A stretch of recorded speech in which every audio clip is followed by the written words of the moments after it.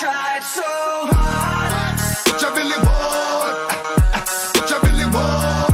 But it doesn't even matter. Come on, tried so hard. What you really want? It doesn't even matter. But it doesn't even matter. Come on, try. Boy, give me a sign. Dog, I meet bitches, the street bitches, slash, cocoa puff, sweet bitches, make you wanna eat bitches, but not me. I tried so I fuck hard. with these hoes from a distance. The instant they start to catch feelings, I start to... What is it you want from it? I gave you, you gave me. I blazed you, you blazed me. Stop, stop, settle down on an unshot. Oh, no, now I'm rock, round and roll.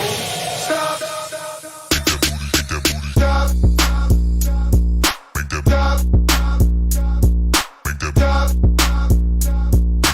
stop, stop.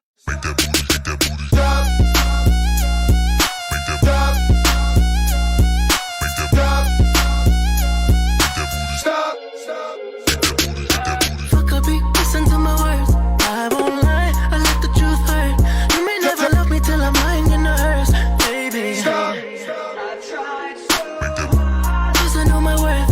Looking for my way every day on earth. I'm drinking every night, only makes shit worse.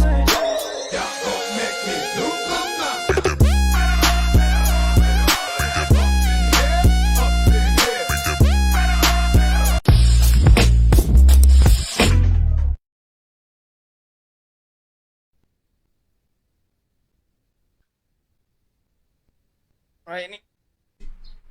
Okay. Okay. Go. Okey. Assalamualaikum dan selamat pagi guys. Ke rancangan diskusi temu bual bicara kita yang bertajuk Di Sebalik Lensa Kamera. Okey, hari ini saya tak bersorangan bersama saya Encik Azam Masri, merupakan seorang fotografer dan juga pelajar UPM. Encik Azam, Ya saya. apa khabar Encik Azam? Sihat? Alhamdulillah sihat, alhamdulillah. Baik. Baik. Okey Encik Azam. Ya saya. Boleh Encik Azam memperkenalkan diri dan juga ceritakan sedikit pengalaman Encik Azam dalam dunia fotografi. Okey, Assalamualaikum. Okey, bismillahirrahmanirrahim. Nama saya Muhammad Azam bin Masri. Saya merupakan pelajar UPM. So, kita sedikit latar belakang lah. Saya berasal daripada Johor. Sekarang saya berumur 25 tahun, sudah berkahwin. Masih saya merupakan pelajar. Ni double mic. Okey, sorry. Okey. Kamu tadi pengenalan diri Sorry. Lost sekejap. Saya dulu merupakan seorang bekas atlet Malaysia. So sekarang ni saya berjinak ataupun sedang bekerja lah dalam bidang videografi dan fotografi ni. So saya punya pengalaman dalam bidang videografi fotografi ni masih baru lagi, around dalam 3-4 tahun lagi. So sekarang ni saya bekerja sebagai fotografer, juga merupakan videografer dan juga seorang video editor untuk company Sport Flag Media and Event, iaitu yang menjaga media-media bola sepak AMB lah. Itulah sedikit sebanyak background saya lah. Okey, Cik Azam. Background. Okey Cik Azam. Ya. Boleh kita mulakan Boleh, tak ada masalah. Pagi ni ngantuk sikit Biasalah pagi-pagi kan. Okey Cik Azam, pada hari ni kita nak belajar sikit mengenai fotografi daripada Cik Azam. Jadi boleh Cik Azam ceritakan sedikit mengenai peralatan asas yang kita perlu untuk kita terjun dalam bidang ni. Apa keperluan asas yang kita perlu ada? Okey. Macam biasalah, kalau nak jadi seorang fotografer ataupun videografer, kita memerlukan kamera. Okey. kamera basic terbahagi kepada dua, iaitu yang saya ada contoh kat sini adalah personal kamera saya, iaitu itulah dua bahagian, iaitu kamera body dan juga lens. Okey. So benda yang wajib untuk ada, barang yang untuk ada adalah body camera lah. So kalau korang ataupun penonton boleh lihat di sini, kita ada dua body di sini, iaitu daripada Sony dan juga Canon. So ini adalah peralatan wajib. So yang kedua adalah lens. So kat sini saya ada lens, focal lens 50mm dan kit lens daripada Canon. Dia punya zoom lens dia 24 hingga 1mm. So ini adalah benda asas dan benda wajib untuk seseorang untuk menjadi seorang ataupun fotografer lah ataupun videografer lah. Kalau tak ada benda ni, macam mana kita nak ambil gambar kan, betul? Okay. Ni tak dengar suara. Elok Cik Zam. Okay, dengar. Terus. Okay. Tu sedikit sebanyak basic kamera. Okey. Okey, Zam, kita pergi ke soalan seterusnya, Cik Zam. Ya, saya. Okey, katakanlah saya ni baru nak terjun dalam bidang fotografi ni kan. Tapi saya tak tahu kamera apa yang sesuai dengan saya, dengan macam saya baru mula. So saya mungkin ada spesifik yang kalau beginner perlu guna kamera apa. So kalau macam yang dah professional kita nak guna kamera apa. So boleh Cik Azam terangkan sikit apa yang macam orang-orang baru yang pendengar-pendengar kita yang macam baru nak mula. So kamera macam mana sesuai untuk dia guna. Okay, soalan yang menarik, Encik Faizal. Okay, sebenarnya kamera ni dia betul, dia ada level-level dia. Dia ada beginner, dia ada entry level, mid level dengan high end level. So kalau untuk yang orang kata apa start up lah kan, kita boleh guna kamera yang kamera ni dia terbagi pada dua, iaitu DSLR dan mirrorless. So mostly kamera mirrorless ni, yang saya punya ni adalah dua-dua mirrorless dulu lah masa zaman-zaman kamera mirrorless ni dia keluarkan, kamera mirrorless adalah kamera compact. So apa beza DSLR dengan mirrorless ni? So DSLR ni dia ada satu mechanical mirror yang akan memantulkan kita punya viewfinder tu melalui cermin. Itulah mechanical daripada DSLR. Apa beza mirrorless? Mirrorless ni dia buang mechanical reflect daripada mirrorless tu lah. Daripada flag untuk viewfinder tu. Viewfinder tu berada di sini. So bagi saya punya pendapat, kamera yang berharga dalam 3,000, 4,000 yang full set sudah cukup bagus untuk starter lah. Sebab yelah, ramai je kata kamera mahal dapat gambar cantik kan. Ya betul, tapi dulu saya bermula dengan kamera yang macam biasa-biasa je, kamera yang starter kan, yang siap kit lens apa semua.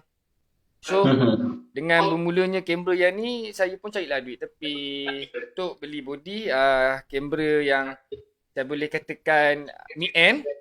Nak kata high-end tak juga, sebab banyak kalau sana kamera yang macam contoh Red, Blackmagic kan, apa yang kamera-kamera apa artisan kan, kamera-kamera cinema yang berharga 20,000, 50,000. So ni kamera saya yang ni dulu saya beli harga dalam 3,000 lebih.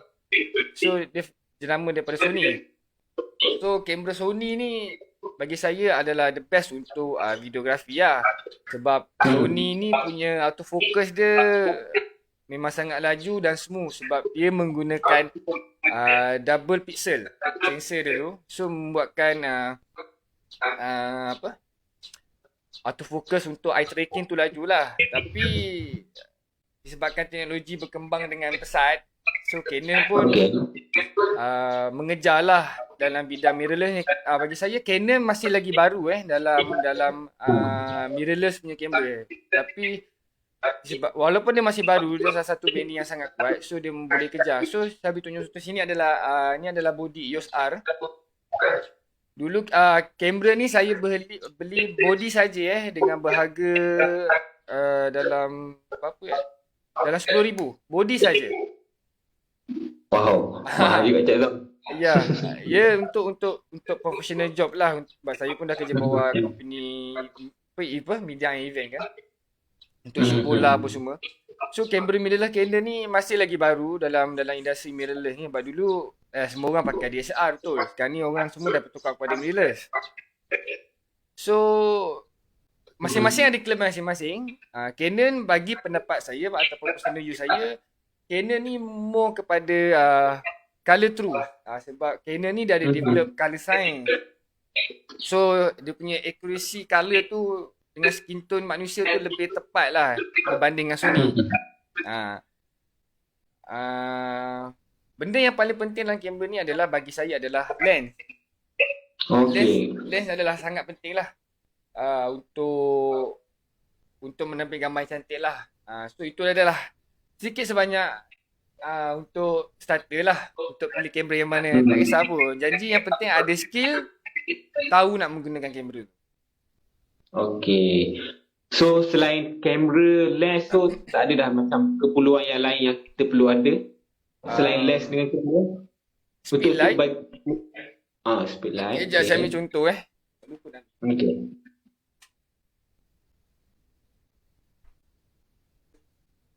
Maaf. Okey, speed light kat sini saya boleh tunjukkan speed light. Okey, speed light ni daripada Godot. Satu brand yang sangat kuat juga. So ni adalah barang basic yang kedua lah. Yang ketiga lah yang perlu ada dalam nak jadi seorang fotografer ni. Sebab yelah, sebenarnya gambar fotografer-videografer ni adalah fotografer lah especially.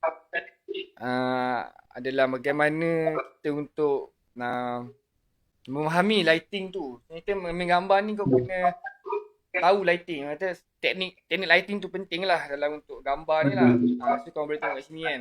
So speed light ni sangat penting. Benda yang wajib lah kalau fotografer. Kalau indoor kan, indoor ni gelap betul lah. Kalau kita shooting outdoor tak ada masalah. Kita ada matahari yang sangat terang.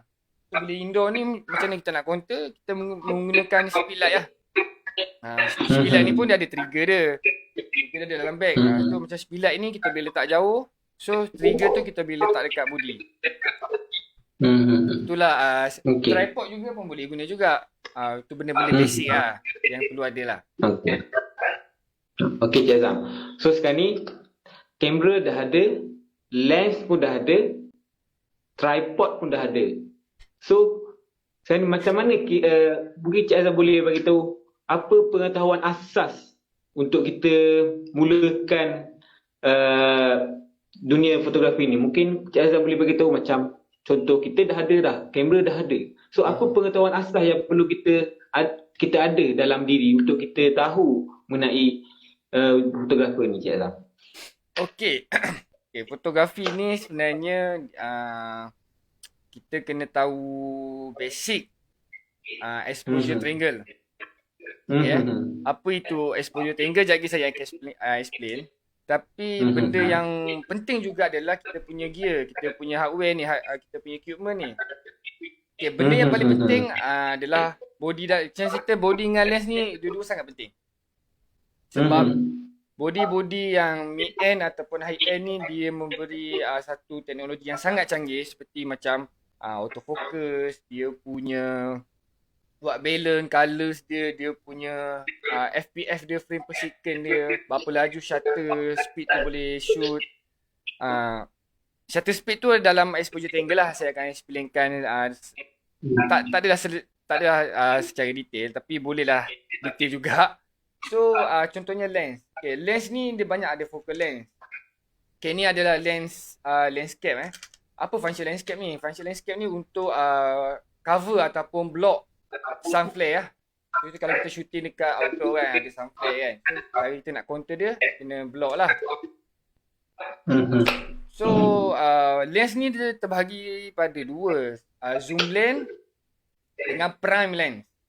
Okay, apa beza dua ni? Prime lens ni adalah satu lens yang orang kata apa art lah, special lah. Contoh macam ni adalah 50mm. So beza Prime dengan Zoom ni ialah lens yang boleh zoom lah. So apa kelebihan Prime ni, apa kelebihan Zoom ni? Bagi saya punya pendapat, kamera lens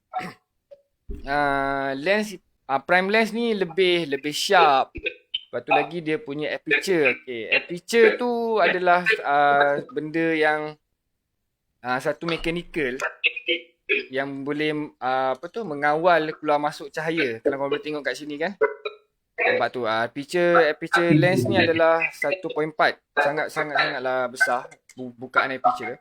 Okey. Benda yang saya terlupa tadi. Benda yang perlu tahulah untuk fotografer adalah exposure. Apa itu exposure? Okay, exposure ni adalah senang cerita adalah pencahayaan lah. Kita nak tahu gambar ataupun video yang kita ambil tu ada exposure ke ataupun overexposure. Apa tu exposure? Exposure tu maksudnya ni suara double ni. Hello. Suara double. Selalukan. Okay, hello. Hello. Ya, sir. Okay. So exposure ni adalah semacam cahaya lah. Okay, kalau kau tengok kat sini kan, belakang saya ni cahaya ke, kalau kau tengok kat belah sini macam ada satu terlampau tegang, highlight. Kau ke sini kita panggil dia overexpose lah. Under exposure ni gambar-gambar ataupun video-video gelap lah. So bila korang faham exposure tu okey ke tak okey, cukup cahaya ke tak cukup cahaya, so korang akan memahami lah macam mana untuk menggambar ni. Untuk memahami gambar ataupun menggunakan kamera ni, kita memerlukan satu teknik yang saya belajar lah dulu. Benda ni wajib semua orang tahu. Kita panggil dia adalah exposure triangle. Apa itu exposure triangle? Exposure triangle ni terbahagi kepada 3, iaitu exposure, aperture, shutter speed dan ISO. So apa benda ketiga-tiga ni? Okay, saya terangkan shutter speed dululah. Okay, shutter speed ni actually adalah satu mechanical yang akan block cahaya daripada daripada lens masuk ke sensor. Okay, kalau kau penonton boleh tengok daripada gambar raja kat sini. Okay, itu adalah picture dan itu yang belakang tu ada sisa. So ini adalah gambar shutter speed lah. Okay, sekejap. Saya lajukan sikit. Okay, shutter speed ni benda yang sangat penting. Okay. Semakin tinggi ataupun semakin laju shutter speed akan mengurangkan motion blur. Dan dalam masa sama, dia akan mengurangkan cahaya masuk daripada lens tu. Sebab apa? Sebab shutter tu bergerak dengan sangat laju. So, kalau shutter speed tu perlahan, kita akan create motion blur. Kalau gambar kita tengok macam ada tangan bergerak, tangan macam blur. Itu adalah disebabkan oleh shutter speed kita yang sangat-sangat slow. So, dengan shutter speed yang slow ni juga akan memberikan kita kesan ataupun cahaya akan masuk lebih banyak lah untuk hit sensor body camera kita ni. So kat sini saya boleh share ataupun tunjuk shutter speed ni punya ni. Okay, kat sini adalah gambar raja. Ini adalah exposure triangle. Bila korang faham apa itu exposure triangle, korang akan reti gunalah kamera ni. Okay, kita ada ISO, shutter speed dan aperture. Sebab apa? Semakin tinggi ISO, semakin cerah video kita ataupun gambar kita. Tapi dia akan menghasilkan nose ataupun grain. Kalau shutter speed ni adalah kelajuan shutter tu untuk tutup bagi keluar cahaya masuk heat sensor. Manakala aperture pula, aperture ni more kepada mata lah. Dia macam mata kita. Nak buka berapa banyak masa cahaya masuk, nak tutup berapa banyak cahaya tak boleh masuk. Okay. So ini adalah shutter speed dulu. Okay, kalau korang boleh tengok kat sini, ini adalah mechanical shutter speed tu. Korang boleh tengok kat sini, nampak tu dia tutup untuk block cahaya kena daripada sensor. So kita akan dapat menghasilkan gambar lah. Nak laju ke, nak slow ke. Kalau laju, tak ada motion blur lah. Kalau slow, ada motion blur. Okay, so kita boleh tengok kat sini. Shutter speed ni dia akan memberikan pada dua efek. So efek yang pertama iaitu exposure lah. Underexposure ataupun overexpose. Betul? Yang kedua adalah motion. Macam saya explainkan tadi. Okay. So kita boleh ada satu contoh kat sini. Okay. Kalau korang boleh tengok pak, semakin rendah shutter speed tu, semakin terang gambar tu. So kita boleh counter sebenarnya. Okay, kita nak pakai shutter speed rendah tapi gambar terlalu terang. So kita kecilkan aperture. Okay. Okay, sekejap saya tunjuk satu video Okay. Okay, kalau boleh tengok video kat sini. Video Joker ni dia menggunakan shutter speed yang slow tak silap saya. Sebab dia membuat apa? Kita boleh tengok si Joker tu shutter speed dia ada 48. Dia createkan satu motion blur yang menarik lah. Ini sebenarnya satu art sebenarnya. Bagaimana cinematic film tu untuk menyampaikan video-video diorang. Filem-filem diorang.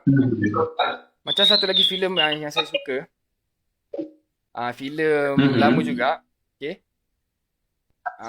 Filem ni dia macam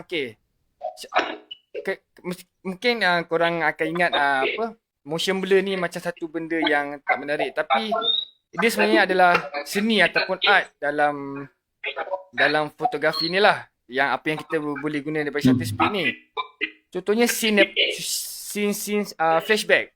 So bila kita nak sampaikan scene flashback, kita nak kalau kita tengok motion blur banyak ni, dia akan menghasilkan macam benda yang memori lah, macam apa, betul-betul flashback lah. So kalau korang boleh tengok kat sini, okay, satu video filem The Usual. Kalau korang boleh tengok kat sini pak, bila diorang masuk scene flashback, diorang menggunakan footage yang motion blur yang sangat-sangat slow. So dia menghasilkan satu video yang sangat menarik lah. So dia punya camera director sendiri pun bagi tahu camera director dia pun cakap dia menggunakan 6 fps 360 degree. Memang sangat-sangat slow. So dia create satu motion blur yang unik lah. Kalau korang boleh tengok kat sini. So contoh-contoh yang lain macam ni, macam satu scene ataupun kena heart attack kan, kita tengok kan. Satu scene yang menyampaikan mesej yang lain lah. Okay. Okay, yang kedua adalah boleh saya teruskan lagi ke ni? Boleh. Boleh Okay, yang kedua adalah aperture. Okay. Aperture. Okay, apa itu aperture? Aperture dia senang cerita nak mudah faham mata kita lah. Dia macam mata kita. Dia boleh besar kecil kan untuk terima masuk cahaya tu kan. Okay. Tunjuk gambar kat sini. Okay. So dia memang konsep dia sama macam mata kita. Tugas dia aperture ni untuk berapa banyak cahaya tu untuk masuk, untuk kena kat sensor kamera lah. Lagi segi kamera kita lah. Okay. Okay, kalau tengok kat sini, nampak? Semakin kecil aperture tu, semakin kuranglah cahaya akan masuk. So akan exposure akan gelap lah. Akan jadi underexposure lah. Okay. Tapi kena ingat, semakin besar kita bukaan aperture ni, kita akan memastikan depth of field orang panggil. Depth of field tu macam kita punya bokeh je lah. Sekejap Sekejap, kita ada iklan sikit. Okay. So semakin kecil pula aperture, dia akan mengurangkan depth of field tu lah. Ataupun titik fokus kita lah, senang cerita lah. Okay, kalau untuk nampak gambar kat sini kan, video kat sini. Nampak? Bila kita menggunakan aperture yang besar, kita akan menghasilkan bokeh. Bokeh tu adalah blur lah. Tu kalau konten ni ada depth, nampak tak? Ni kau buka Ya. double live ke? Tak, kau ada buka live kat FB ke? Sebab dengar suara. Oh ya ke? Okay, sorry. Okay. So semakin besar picture, so dia akan menghasilkan bokeh yang menarik. Bokeh tu adalah blur lah. Macam kamera yang saya guna ni, kamera biasa. Kamera webcam yang kita tak boleh control picture dia. So kita boleh nampak semula, tak boleh nampak lah bokeh kat belakang untuk separate subjek. Tak buka dah, tak ada dah. Okay. Cik Azam kot. Cuba Cik Azam cek dekat Cik Azam. Okay, test. Okay, mungkin kot. Okay. Okay, dah kurang. Okay. So kalau kita boleh tengok kat sini, semakin besar picture, iaitu 1.4. Okay. Bila picture tu besar, dia akan menghasilkan bokeh yang menarik lah. Okay, boleh tunjuk, saya akan tunjuk contoh kat sini untuk lebih faham. Okay, kita start dengan small picture dulu. Okay, small picture ni mostly untuk wide shot lah. Sebab apa? Kita nak menyampaikan ataupun shoot video, video-video wide shot ni, kita nak tunjuk scene entirely. So kita memerlukan picture yang besar kalau kita tak nak tunjuk bokeh ataupun kita nak tunjuk scene ni apa yang sedang berlaku untuk keseluruhan scene tu. So kita menggunakan picture yang besar. So kita boleh nampak lah dalam video tu entirely, boleh nampak lah. Okay. Untuk lebih faham, okay, kita tengok video ni. So kat video ni kita boleh tengok seluruh bangunan ni walaupun dia ada ataupun jarak yang berbeza, kita boleh nampak seluruh ataupun objek-objek di dalam gambar ni. Sebab apa? Sebab dia menggunakan picture yang sangat kecil. Okay. Tengok video, right. Okay. Okay, macam scene Okay, macam scene ni daripada filem 1917. Okay. Dalam scene ni dia menggunakan picture yang besar lah. Picture yang kecil lah. Mungkin picture ataupun 4 ke atas. So kita boleh tengok kat sini, sebab kita boleh nampak subjek dekat belakang sebab dia menggunakan picture yang sangat kecil. See? Okay. So bagaimana kita nak separate subjek belakang dengan subjek yang kita tengah shoot ni? So kita menggunakan picture yang besar pula lah. So bila kesan dia bila kita guna, tengok kita guna picture besar. So kita akan membuat efek ataupun menjadikan depth belakang tu akan jadi blur lah. Itulah perbezaannya ataupun teknik lah daripada picture ni.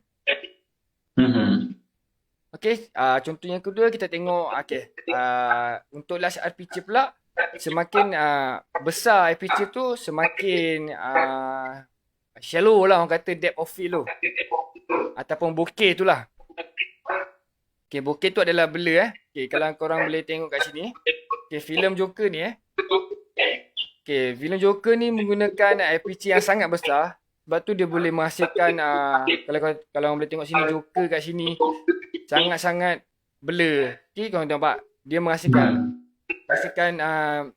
orang kata bokeh yang sangat-sangat blur lah orang cakap.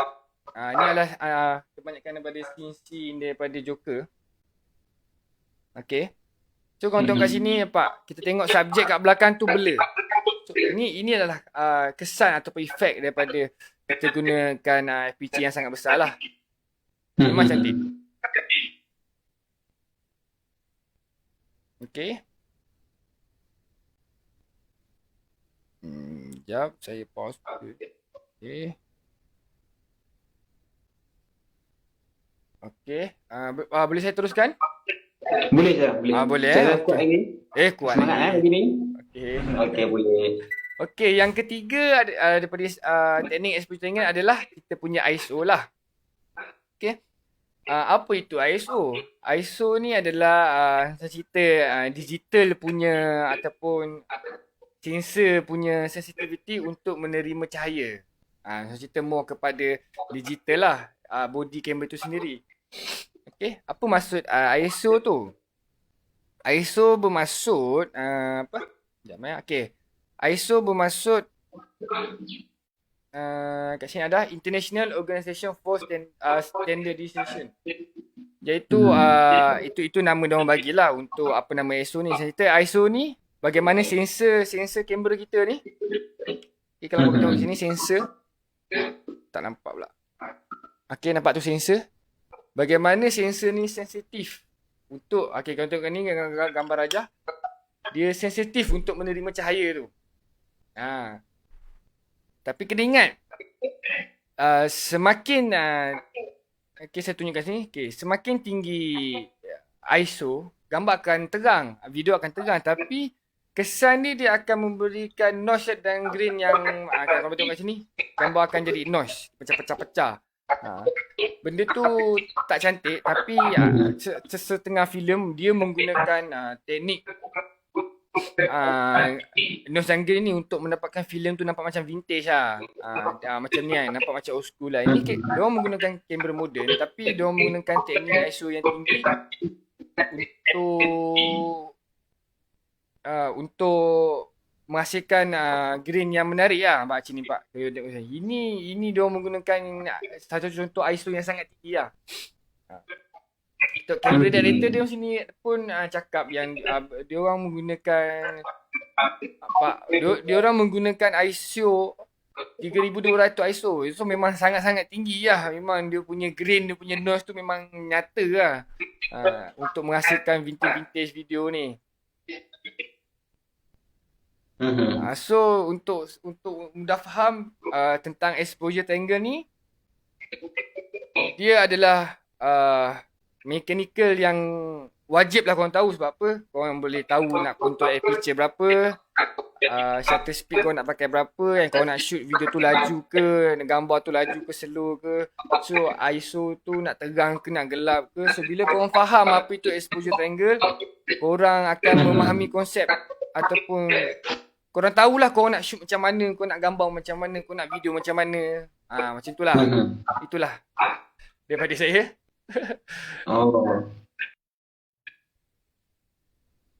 Okay. So apa yang kita nampak kat sini tak semudah yang disangka lah. Ya betul. Ya betul. Tak semudah disangka. Cik Lam? Ya. Hello? Ya. Mungkin ada yang orang fikir ambil gambar ni macam mudah je dah ambil gambar. Betul tak? Betul.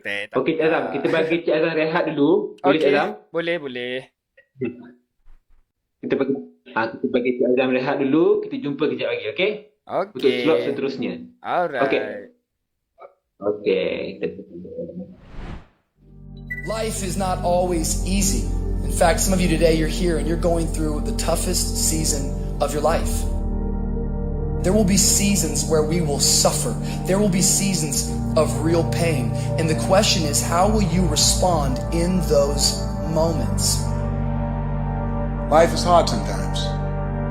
Easy, it's not an option. But it's worth fighting.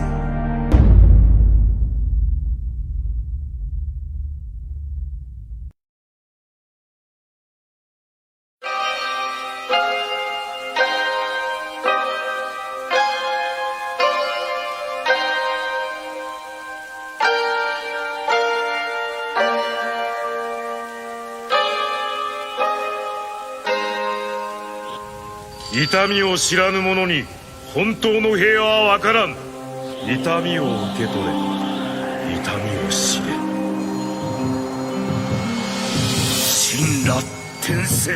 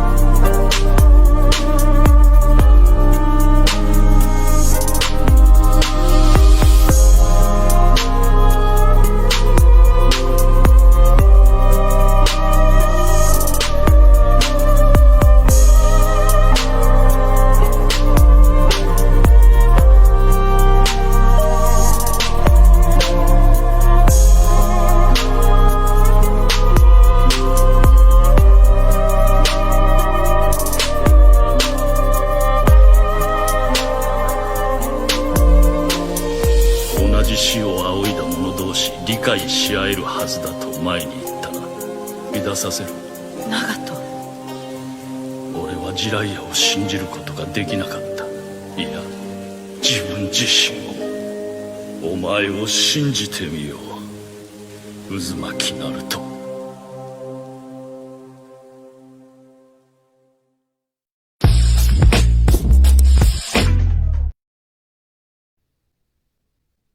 Okay, boleh? Alright. Okay, kita berjumpa lagi, Cik Azam. Ya, saya. Kita Azam. Okay, kita kembali kepada slot seterusnya. Okay, slot ni mungkin soalan ni yang selalu yang ditanya kepada Cik Azam. Okay, soalan ni macam ni. Betul ke kamera mahal ambil gambar cantik, menghasilkan gambar cantik, kamera murah ni macam kualiti dia ikut harga? Macam perbezaan harga kamera tu memainkan peranan penting ke pada dunia fotografi ni? Apa pendapat Cik Azam? Okey. Pada pendapat saya, ya betul, saya setuju. Kalau kita dari segi kita shoot production ataupun filem-filem, kita memerlukan kamera yang sangat mahal. Sebab apa? Sebab kamera mahal ni dia akan bagi korang highest FPF, iaitu kalau korang nak buat video-video slow-mo kan. Ada yang boleh shoot sampai 1000 FPF, 120 FPF. So dengan body-body mahal je ada benda-benda macam ni. So kita akan hasilkan video yang sangat cantik lah, seperti slow motion, video-video produk. So dia perlu kejap ni. Tengok double sound lah ni. Sekejap aku adjust. Sebentar ya.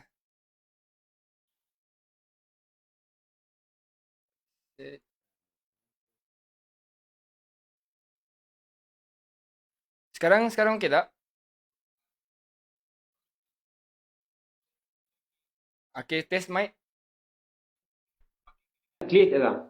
Okey, clear Okay, clear. Boleh teruskan. Okey. So, kamera murah juga, bukan kamera murah, kita tak cakap kamera murah. Kamera yang starter ni boleh menghasilkan gambar yang menarik juga. Tak ada masalah.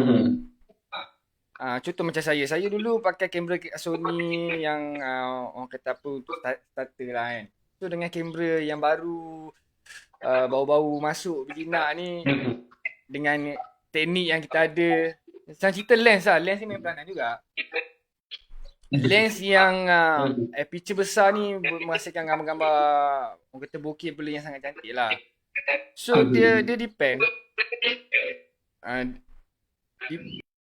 depend kepada fotografer tu lah, teknik dia untuk mengambil gambar tu. So dia more kepada skill, pengalaman. Bila dia dah masuk skop profesional, dia memerlukan spek-spek yang tinggi lah. So dia terpaksa menggunakan body-body yang mahal lah. Untuk apa ya, untuk dia menghasilkan gambar-gambar atau video-video yang lebih menarik lah.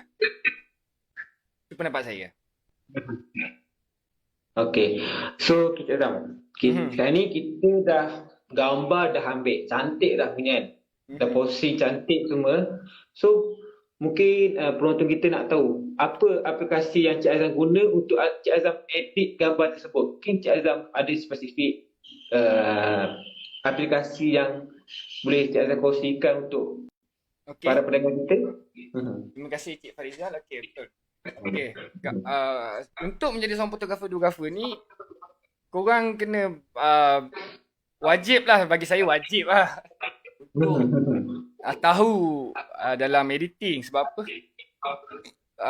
Macam mana kalau kau seorang videographer, kau shoot tapi kau tak tahu macam mana post production tu akan berlaku. Post production ni means maksudnya kerja-kerja editing lah, penyuntingan lah. So bila kita shoot video, kita dah tahu dah kenapa kita ambil angle macam ni. Kenapa kita buat dia daripada tak fokus jadi fokus. Kenapa? Sebab kita nak menyampaikan filem kan, kita nak menyampaikan mesej.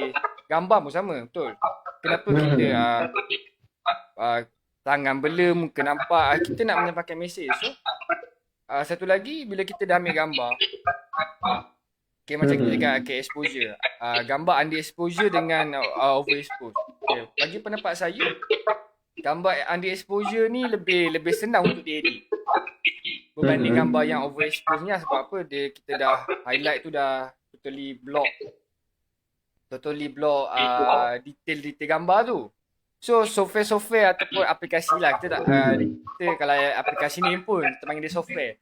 Okay, kalau untuk videografi, saya menggunakan DaVinci Resolve. Macam After Effects, DaVinci Resolve, Premiere Pro. Tapi saya punya personal use, saya guna DaVinci Resolve. Kenapa saya memilih DaVinci Resolve? Sebab DaVinci Resolve ni bagi saya dia 2-in-1 lah. Senang cerita lah. Dia ada features daripada After Effects sikit. Dia basically sama macam Premiere Pro. Memang sama. Tapi dia friendly user. Sangat-sangat mudah. Tapi dia software yang sangat profesional. So saya dah orang katakan lebih 3-4 tahun jugalah saya guna DaVinci Resolve ni. Memang dah tak patah balik lah kat Premiere Pro. Memang DaVinci Resolve lah lebih mudah kan. Lepas tu saya start guna pun daripada DaVinci Resolve 15 sampai sekarang lah yang terbaru dah DaVinci Resolve 17. Okay. So lagi segi gambar pula, saya menggunakan kalau untuk fotografi Lightroom lah. Lightroom wajib untuk fotografer. Untuk gambar. Yang kedua, kalau korang dah master ataupun lebih profesional, korang boleh gunakan Photoshop lah. Benda yang wajib jugalah untuk seorang ataupun editor lah. Untuk hasilkan keset. Saya tunjuk contoh kat sini. Okay. Okay, kalau korang boleh tengok kat sini contoh. Okay, gambar. Okay, kalau tengok kat belah kiri ni adalah gambar stock lah. Orang kata apa, gambar straight off the camera lah. Gambar ni di-shoot oleh kamera saya. Di-shoot oleh saya sendiri. Dan saya yang edit sendiri gambar ni. Gambar raya adik saya. So, kita boleh tengok kat sini. Editing juga memainkan peranan yang sangat penting. Sebab apa? Satu keperluan. Bukan saja. Okay, kalau kata kamera mahal. Kita tengok gambar belah kiri tu. Kamera mahal, gambar macam biasa kan. Orang cakap macam tu kan. Tapi yang menyebabkan dia lain, skill kita, editing kita. So, saya menggunakan gambar ni, saya menggunakan dua software iaitu Lightroom dengan Photoshop. So, color grading saya menggunakan Lightroom. Untuk manipulate, okay, kalau korang tengok situ, saya buang dia punya tiang lampu kat belakang tu, tambah efek lampu kereta, tukar awan. So, dia menghasilkan gambar yang kita nak lah. So, itu kamera ni bukan semata-mata skill kat kamera saja, tapi kita perlu ada basic editing. Contoh yang kedua saya boleh tunjuk. Ini ada gambar kedua. Masa ni saya shooting. Masa ni ada satu klien sponsor saya lah. Shooting di Sabah. So ni saya minta dia payung gambar saya. So tengok sini, gambar belah kiri ni gambar daripada kamera kan. Korang tengok dia punya composition tu memang menarik lah. Angle dia memang menarik gila lah. Okay. So dengan Photoshop ni kita boleh menghasilkan gambar yang orang kata apa, orang macam tak terfikir macam mana kau gambar. Dia macam mana kau ambil gambar macam ni. Sebenarnya kita orang edit dia. Dia more kepada skill edit dia. So kalau kita, kenapa menggunakan kamera? Kamera dia punya megapixel dia besar. So semakin besar megapixel ni, kita akan nampak detail pixel-pixel gambar tu. Walaupun kita zoom, kita akan pecah.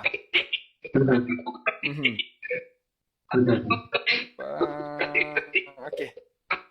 So itulah daripada segi editing lah. So editing, kamera, teknik pengambilan gambar asas tu penting lah untuk kita gabungkan sekali semua, Cik Azam kan? Ya, betul. Okey, Cik Azam, kita pergi ke soalan yang terakhir untuk kita sesi pagi ni. Okey, Cik Azam, mungkin para pendengar kita, soalan ni mungkin ditunggu-tunggulah, Cik Azam kan? Macam mana kita nak mulakan bisnes dalam dunia fotografi ni? Mungkin orang cakap fotografi ni satu bidang just ambil gambar saja kan? Mungkin Cik Azam boleh ceritakan bagaimana fotografi ni boleh jadikan satu bidang kerjaya bagi diorang. Okey, kita masih ada masa lagi ke? Ada sikit lagi, boleh Cik Azam? Sikit lagi. Okey, saya Okey. tweet lah. Main ke situ lagi. Okey. Okey, betul juga ramai yang anggap apa tu fotografi ni macam satu hobi. Okay, sebenarnya tidak. Skop fotografi ni sangat-sangat besar. Sangat-sangat besar. Okay, sekarang ni kita di zaman media sosial, zaman-zaman yang memerlukan benda-benda macam ni tau. Benda macam apa untuk sekarang ni pun banyak pun bisnes online tu. So untuk buat bisnes ni kita nak gambar-gambar cantik, video-video yang menarik. So kat situ dah membuka peluang pekerjaan. Macam saya dulu, macam mana saya bermula jinak ni, saya start dengan freelance je. Saya shoot wedding kan. So kita kumpul duit perlahan-lahan, beli lamp, upgrade gear. So kat situ bila kita dah start shooting, kita contohlah wedding, kita jumpa member-member fotografer. So kita banyak kenalan. So bila dah banyak kenalan, so kita cari experience dulu. Betul. Bila dah cukup experience, okay, macam saya punya experience, saya pernah shooting Fahri Ahmad. Lagi saya sekarang ni saya menjaga bola sepak negara lah, iaitu Akademi Montadhari. So sebelum saya ke sana, saya buat freelance dulu. Cari pengalaman dulu, buat nama dulu kan. So dekat situ